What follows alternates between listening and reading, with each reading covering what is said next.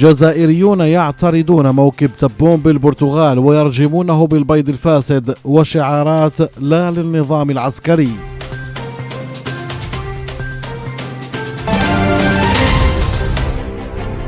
اعترض عدد من الجزائريين بالعاصمة البرتغالية لشبونة موكب الرئيس المعين من قبل الجيش عبد المجيد تبون، ورجم الجزائريون تبون بالبيض الفاسد بينما كان في موكب رسمي رافعين شعارات لا للنظام العسكري، وهو ما أثار انتباه البرتغاليين.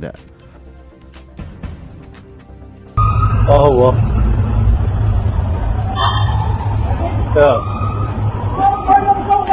بو العسكر ما كانش الشرعية والشعب تحرر هو اللي قرر دولة مدنية. تبون مزور جابوا العسكر ما كانش الشرعية والشعب تحرر هو اللي قرر دولة مدنية. دور من هاي مني.